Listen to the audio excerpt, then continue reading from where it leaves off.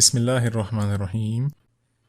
جب اللہ انسان پر کرم کرتا ہے تو وہ رخ موڑ لیتا ہے اور پہلو پھیر کر چل دیتا ہے، اور جب اس کو تکلیف پہنچتی ہے تو لمبی لمبی دعائیں کرنے لگتا ہے۔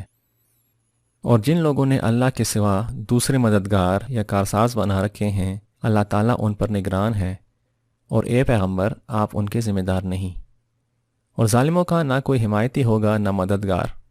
اللہ ہی کے پاس ہیں آسمانوں اور زمین کی چابیاں، جس کے لیے چاہتا ہے رزق کشا کر دیتا ہے، اور جس کے لیے چاہتا ہے تنگ کر دیتا ہے۔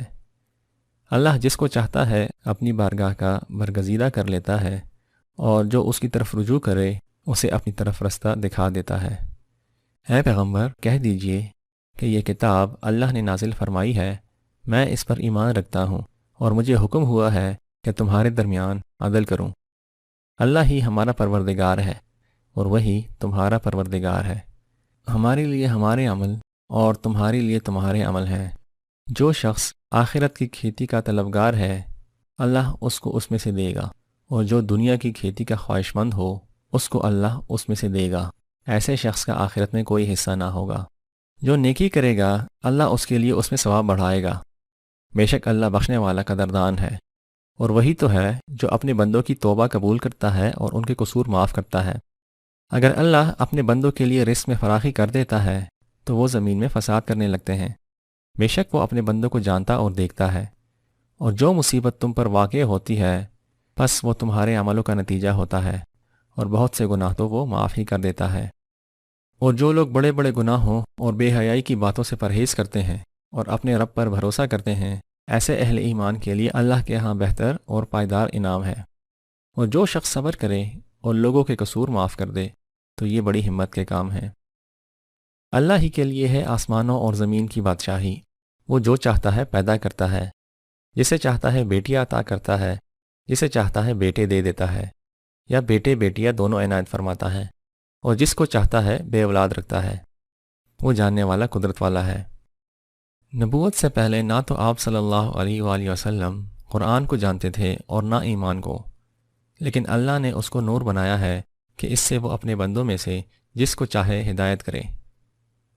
اللہ نے قرآن کی قسم کھائی ہے کہ یہ روشن کتاب ہے، اور اس نے قرآن کو عربی زبان میں اتارا تاکہ تم سمجھو۔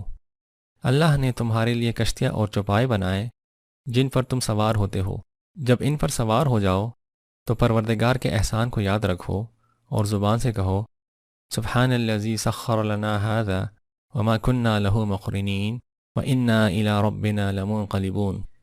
جو شخص رحمان کے ذکر سے غفلت کرے اللہ اس پر ایک شیطان مقرر کر دیتا ہے تو وہ اس کا ساتھی ہو جاتا ہے۔ یہ شیطان ان کو سیدھے راستے سے روکتے رہتے ہیں اور وہ سمجھتے ہیں کہ ہم ہدایت پر ہیں۔ جہنمی جہنم کے داروغہ کو پکاریں گے کہ تمہارا پروردگار ہمارے اوپر موت ہی وارد کر دے۔ وہ جواب دے گا تمہیں ہمیشہ اسی حال میں رہنا ہے۔ اے پیغمبر آپ ان کافروں سے منہ پھیر لیں اور سلام کہہ دیں، ان کو عنقریب انجام معلوم ہو جائے گا۔ اللہ تعالیٰ نے قرآن کی قسم کھائی ہے کہ یہ روشن کتاب ہے، اور اللہ نے اس کو مبارک رات میں نازل فرمایا۔ کوئی معبود نہیں سوائے اس کے، وہی زندہ کرتا ہے اور وہی مارتا ہے۔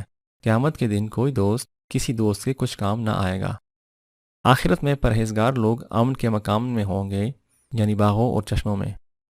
اب ان کو موت نہیں آئے گی، اور اللہ انہیں دوزخ کے عذاب سے بچائے رکھے گا۔ یہ تمہارے پروردگار کا فضل ہے۔ قرآن کا اتارا جانا خدائے غالب اور دانا کی طرف سے ہے۔ بے شک آسمانوں اور زمین میں ایمان والوں کے لیے بہت سی نشانیاں ہیں۔ جو لوگ اپنے پروردگار کی آیات کا انکار کرتے ہیں ان کے لیے عذاب ہوگا۔ جو کوئی نیک عمل کرے گا تو اپنے ہی فائدے کے لیے کرے گا، اور جو برا کام کرے گا اس کا نقصان اسی کو ہوگا۔ پھر تم اپنے پروردگار کی طرف لوٹ کر جاؤ گے۔ یہ ظالم لوگ ایک دوسرے کے دوست ہوتے ہیں، اور خدا پرہیزگاروں کا دوست ہے۔ خدا نے آسمانوں اور زمین کو بامقصد پیدا کیا ہے تاکہ ہر شخص اپنے اعمال کا بدلہ پائے، اور ان پر ظلم نہیں کیا جائے گا۔ بس اہل ایمان نیکوکاروں کو ان کا پروردگار اپنی رحمت میں داخل کرے گا، اور یہی واضح کامیابی ہے۔ اور جنہوں نے کفر کیا ان سے کہا جائے گا کہ کیا ہماری آیتیں تم کو پڑھ کر سنائی نہیں جاتی تھیں؟ پھر تم نے تکبر کیا اور تم نافرمان لوگ تھے۔ بس ہر طرح کی تعریف آسمانوں اور زمین کے پروردگار کے لیے ہے جو سارے جہاں کا رب ہے۔ آسمانوں اور زمین میں اسی کی کبریائی ہے، اور وہ غالب اور دانا ہے۔